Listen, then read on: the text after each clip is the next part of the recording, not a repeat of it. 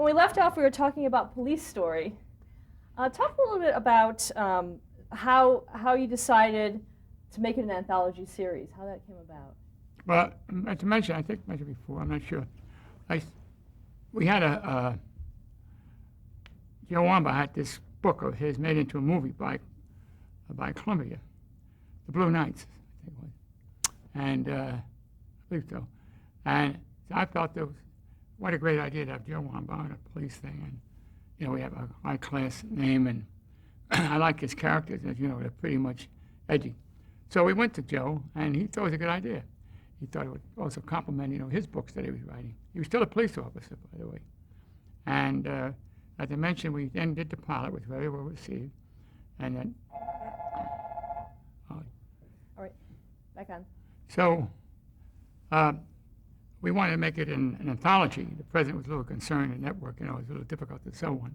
Do you remember who it was at that time, the president? Herb Schlosser. So I asked Herb, I thought, well, Lou Wamba, why don't we just try to break ground? And Larry White was behind him, encouraging me to keep my ground. And he said, all right, you get Joe, we'll go to route, which was very good. And so we called Joe up. He said, fine, I'm with you. And that's the way that started. And we went on here with the pilot, which was a 2-hour pilot, and then followed through with the hours. And I mentioned that we used cops. In all those 5 years, I never once used a story from a writer. We gave them the story from the cops that we were working with, from research. I got a whole barrel full of tapes from cops, from those years. And did you interview them? What were the tapes? Were they There were interviews of cops. We interview our people, see what stories we get out, see what we can do, and we saved the tapes. So that went on. That went on the air, and it was immediate critical success, and we had a pretty good success. They put us in, I forgot what hour it was, but, we got bigger numbers that they were used to in there. And they were kind of proud of it more than anything. And so we kept the idea of I think I mentioned before, the story really of the policemen, what they were thinking, what they went through. And the case, first I wanted this human story, then the case came in. That was a secondary situation. I mentioned before that I got accosted by a young UCLA graduate at one of these seminars and said, you got to be ashamed of yourself, you're making them human. And I think the best compliment I got. In those 70s, they were saying fuzz, I forgot the other one, they were really a cost put down. But in that 70 period, for about 5-6 years, we really did do well in trying to explain to police officers. In fact, we got an NCAAP, which is, the Black American Association, the National Association, what is it? For Police Story. Now, that's very unusual because they were still down as an ethnic group, right? Also, Nostrosa gave us an award for the best picture, which was, Latino. So Latino and the black community awarded their year-end awards to Police Story. So we knew we were doing something right. That was pretty heavy. And we just portrayed them as real as we could. Like I said, there was some problem at the beginning. They almost tried to take us off the air, the police. But why was that? Yeah, they tried to claim that we were using cases on the air that were not through the courts yet. And but the groundswell from the police in the street was so big for Police Story. It's Jesus, somebody's telling it the way it is, that they backed off and let it happen. And I forget that from one of the senior who came down to investigate a film of ours. He thought it was very close to what they were facing. But when he came out, he said, look, you did a hell of a job, don't worry about it, just keep going. Well, I was that second year, and I thought maybe NBC would back a wave. And they supported us. And from that time on, we had good relationships with the police, but we told it as it was. We never had a problem. Now, was there a problem at all with the fact that there weren't a lot of continuing characters? Well, yeah, we were never, like the 30s or so. It was always up 20s, it's kind of we were like a special independent movie, versus, because people were used to it. We put a bartender in, an ex-cop, and we used that bar. So every so often he would show up in that bar. And that was Scott Brady. But that was about the only connecting fiber, you know. But I did use a coterie of actors that I liked, and we used them in multiple situations, so there was a comfortability thing there. And, you know, we went into, I did the first policewoman show before policewomen were allowed on L.A., and we really did push the envelope. Because at one time she had to go to the drugstore, and the guy said, "What are your wives?" Yo, O'Brien did me a favor, because in those days it was a big name. And he came on, and he started joking to her about going into the drugstore, and she gave him one line back, you know. But we hit that situation. We also talked about women will not have strength in the upper body, but they have strength in their legs. We went through this whole thing. Before, a year later, women were entered into the academy. They allowed them to come in. And we did a lot of firsts. You know, we showed Mexican gangs. To this day, there's a story about it today. Mexican gang controlling the streets and drugs from the penitentiary 30 some odd years ago. We did the pilot, the shock group, the surveillance group, which now want to do a movie on, or they got a series going, that they would say, they shoot, and then they say, freeze, please, you know, and they would follow them and try to get them to do, catch them in the commission of a crime, even though they could have stopped them. So that was heady stuff. And of course, they're always underneath the shadow of people who say, gee, this is not right, even though they saved a jewelry person from being robbed, and they killed 3 or 4 of them out there in the streets. She was going to sue, you know. But we're into all of that, and we were definitely on the cop's side. Because when you're going down a dark alley, I'm not going to go down, you're not going down. You know, unless it's a girl I know and I know her father's not home. But nobody does that, you know. And the day of the cop going up in the tree to get the cats going, Saturday Evening Post, you know, and they've been put upon and everything, and yet they still do their job. They still have pride. The LA police was something. But things have changed with the ethnic problems, and they're always short of men, you know, 7,000 men in those days. Whereas 20,000 in New York, and we have much area. So I got into that psychic, and then that's how we did some spin-offs, Joe Forrester, Angie Dickinson. Yeah, we'll talk about that. We'll talk about that in a second. But going back to Police Story, what about the look of the series? It had a really interesting We gave look. different stuff. First of all, we opened up with police calls. You know, police call 76, da-da-da-da-da-da-da. That's how we opened up. And then we froze at the end on the freezer here, the police calls. So we did that. And we had a pretty, I think it was Jerry Goldsmith, a hell of a good police story anthem. But always opened and closed with those police calls, you know, so and so on. I think I'll tell you what I also did. And some of it because I was a good fan of, here we go again, the man who did Hawaiian Five-O originally. He passed away. Jack Lord? Yeah, well, his producer. He passed away. But there was a way of expediting a movement there I liked. So what happened with Police Story, we did things that was very unconventional. We cut scenes from, there was no, if I see a dissolve on my picture, I'll fire, you know. There was no dissolve, we cut. If a guy got out of the car, it was easy to save money. That's why they used to on my ass. Because he'd get out of a car and he'd take this time to walk to the door. Well, yes, that's screen time, save money. I mean, as soon as he closed the door, boom. And the next thing you see an arm in the front door knocking. Like, that's exciting, that's fun, I don't have to be laboring. Well, Jesus, no. But people picked up on that. And we cut from scene to scene, into a scene, you know, and we cut into action. The other thing also, we made sure there was 2 to 3 stories, you know. So we had different levels of stories. And somehow, I got a good compliment from Buzz Krulik, one of our top directors. Jesus, somehow you made them mesh. You know, you could follow them, which was as good as a compliment you can get from him and from his source. And so that the editing, people would start talking about, you know, the way we movement. Also, the subject matter.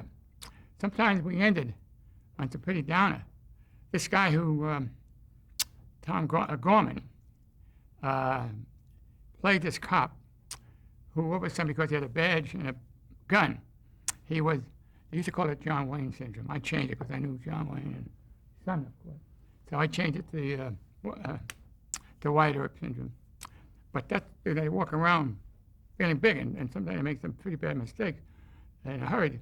So at the very end, and his wife used to, treat him bad. I mean, she couldn't get through to him. So when he come home, anyhow, to make it short, I'm telling you, the entire house was empty. She left him. She left him, and he was all alone now with that damn badge and a belt and so and so. And that's how we ended it, with the clothes come over. That's the kind of ending. The one that won the Emmy Award, Bob Forster. And that's an interesting story. I could have made a bigger story out of it, but what happened was in this story that the kid was missing. He was swimming in the pool the last time they saw him. And Bob Forster had a kid. He was divorced, and he loved this kid, but he couldn't see him as much, because cops, they were horse wanted twice or something. And he empathized with this kid. What happened was they found the kid underneath the silt of the pool. He was there all the time. And when they found him, we saw Bob Forster come out of the room. He went to this fountain, and he had the water shooting up in the air, the cameras through the water. And he started crying. He was breaking up, and that's how we ended that. So those are the kinds of things we did to make it different. A cop who was caught for corruption and he ran through the gauntlet of his friends because, he was, he took money or he did something, it wasn't too bad, but it was not right. How we ended, his wife knew about it. She opened the door. He was going back to his wife, a busted cop, and that's how we ended it. But she took him at the door. He went through it. So I think between the endings and the reality of it, and the emotional aspect of it, and with the fast editing, with times as things were getting faster around in our lifetime, I think that all worked, and especially and also those calls, so somehow it was a good gimmick. You also did a lot of on-location shooting for that series, didn't you? We shot all over Los Angeles, and Barbara, what do you mean by? I don't follow the question. What? Oh, just that there was a lot of on-location shooting, which was also kind of novel for the time. Well, we went everywhere in L.A.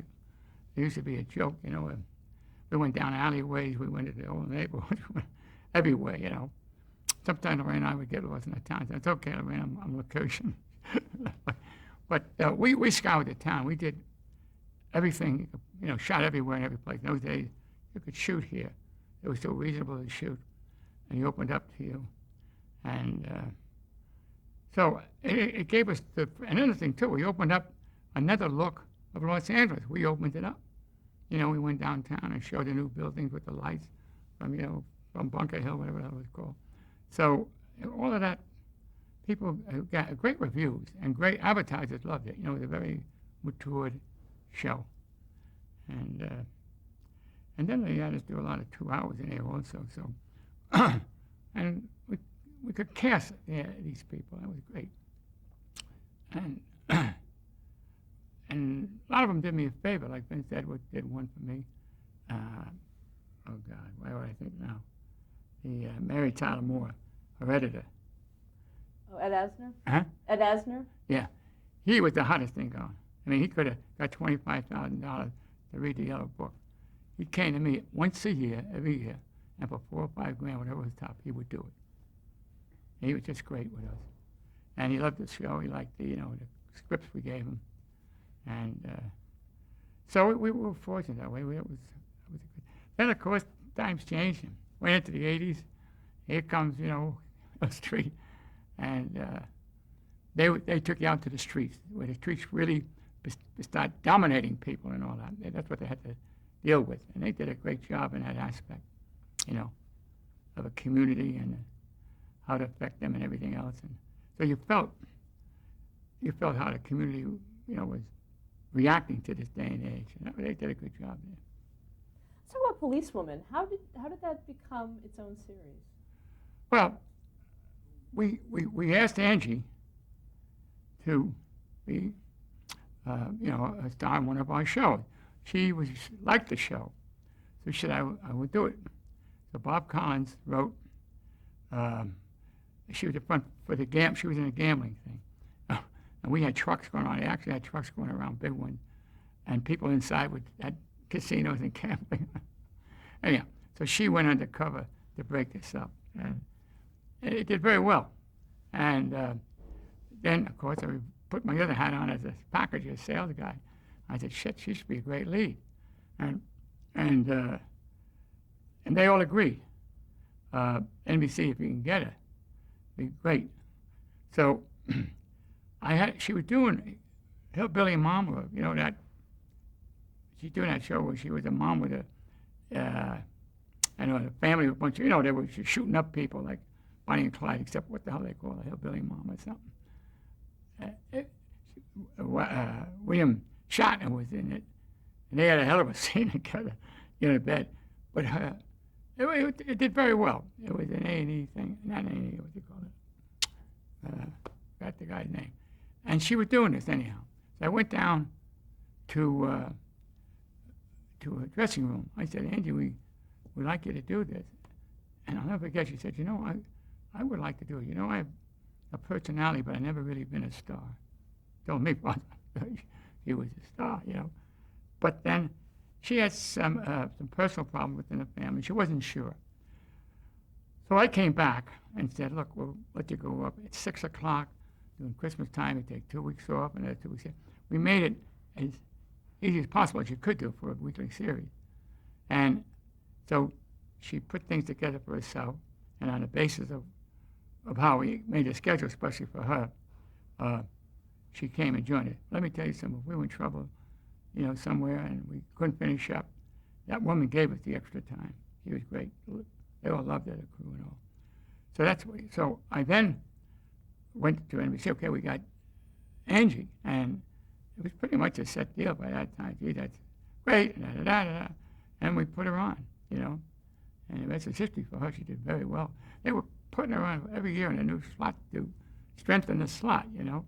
I said, she let us stay in one slot for one time. She was making it to the 30s at the time, you know, averages. So she became a hit, and that policewoman theme, I was Elmer Goldstein, yeah.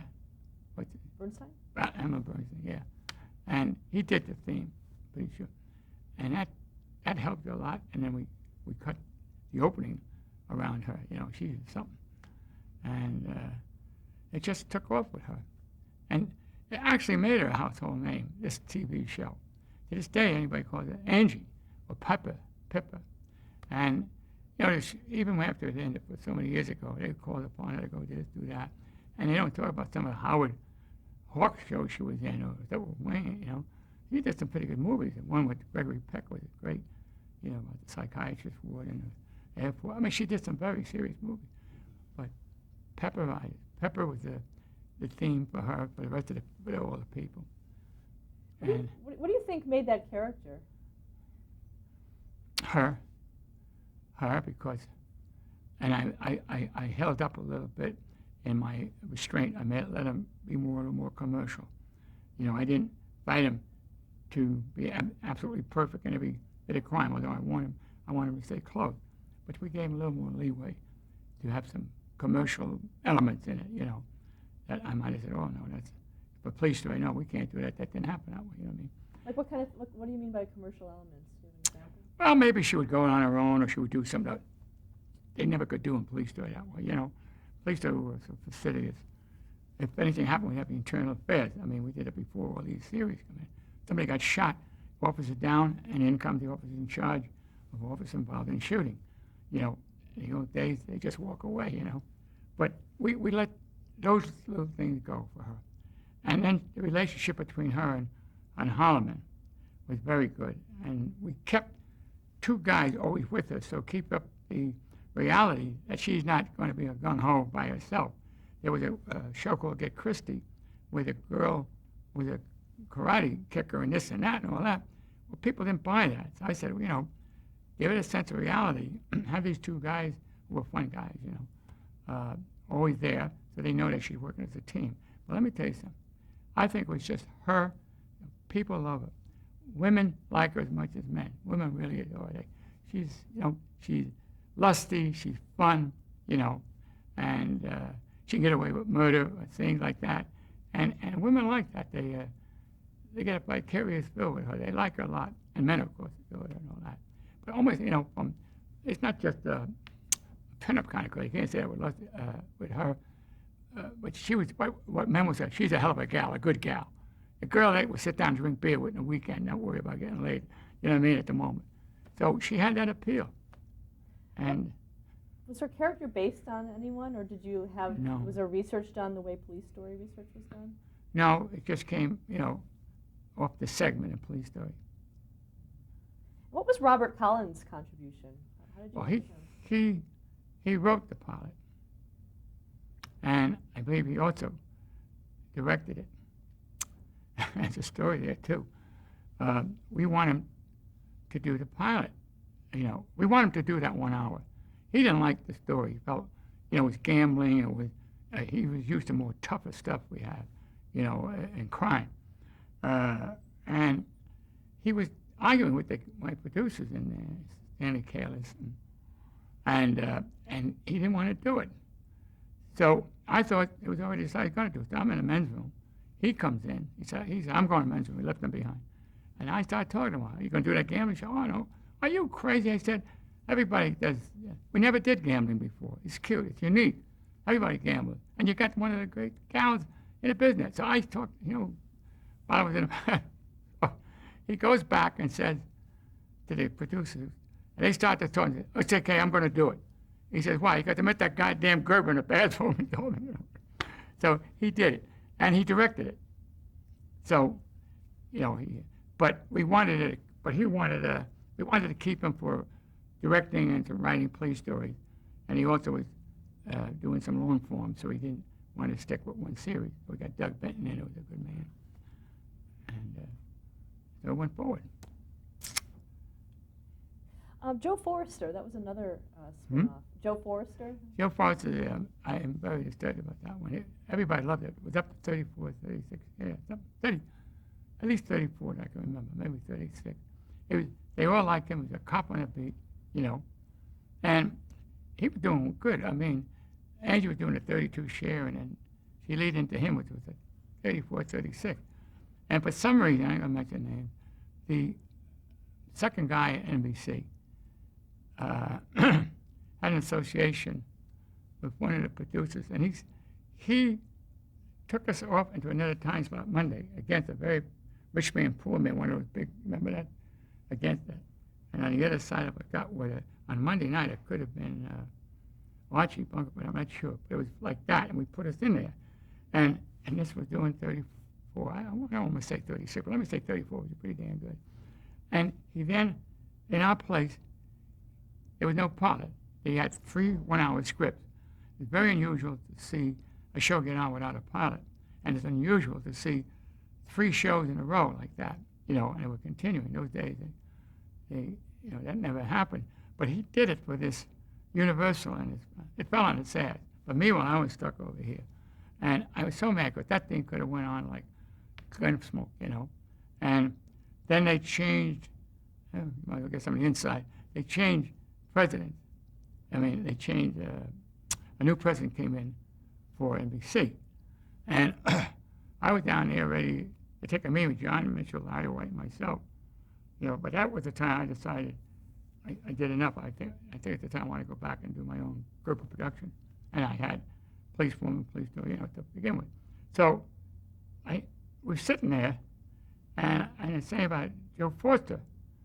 And all of a sudden, a guy said, look at what it did. And then it went over and got hit, it just yanked off. That's stupid. This guy, people like him. We have to, and this new guy said, the new president said, you know what?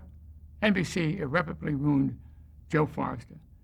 Now, that's the first time I think I got physical since I left Brooklyn. I stood up. I said, what the hell are you? I was leaning over the table, and Larry White grabbed me, and John Mitchell were both. They had to get me out of there. I said, what the hell how can you say that? I was so pissed at them, for this kind of thinking that goes on. So that's one incident where I just kind of blew. I couldn't. Usually you hold it in and get over with it. And I had to, talk to him about it. And it was such a good show. But I bet you every producer talks has his, something happened bad that shouldn't have happened. But that one, putting on a show, 3 scripts with no film, a new season. Anyway, so the guy did go over to the studio where he came. Oh, well, what the hell. David Cassidy, Man Undercover, was that a spin-off too of Ah. the story, or how did that come? Man Undercover. It was sort of speaking because we had a 2-hour with David Cassidy, and that hit about a 38. He played very high number. It was on Sunday. He played a young cop, like he was going to high school, and he went underground to high school. By the way, he lived still in the city with his wife, and then one of those youngies, fell for him. He was trying to break up a drug, man. And we had great scenes of 2 young kids, 12, 13, on dope running around in the street, and kids puffing up. I mean, we broke the barrier there, and it hit big heavy. So we decided to let's use that Man Undercover, because of that 2 hour. And he was very good. I liked him a lot. How did the show get named, David Cassidy, Man Undercover? Why was his, you usually don't see the actual star's name in the title. What do you mean, how? Because it said, the title was David Cassidy, Man Undercover. Yeah. Yeah. How did the David Cassidy part get in there as part of a title for a series? Was it above the title? Kinda, yeah. Well, I wouldn't mind. I mean, because we were trying to get it on, and he was out as a pistol at the time. And he helped write the theme and all that, And he was very good. Very good. You also worked on Medical Story. Well, we try to emulate an anthology, and we did some powerful stuff, again ahead of its time. Yeah, strike that out. I don't want to think of it. But anyhow, what we did, we showed interns working on weekends just to make up for monies and stuff while they're working on the hospital. They go back, they're tired and beat up. We showed this discrimination against women doctors. We showed company doctors, changing their reports on corrosion of stuff that was being exposed to the workers, and we got in Congress we got accommodation in the congressional record for these situations. Oh, some of it was pretty hard because we were really punching away at what the hell is wrong, in terms of the medical thing. In fact, we started off with a 2 hour, again a big number. It was Jose Farrar, and the Bridges kid, Jeff Bridges, and it was Beverly Hills doctors doing unnecessary hysterectomies and breaking this guy down. It was powerful. So they, based upon, I give good promise, to make them like a movie. But based upon that, we did the but where you had an action, it was tough enough to have an action piece to do an anthology. This was more really dramatic stuff, and a lot of people get queasy about the way I approached it. Later on, of course, everybody was really doing hard-hitting stuff, and what I was going to say. So,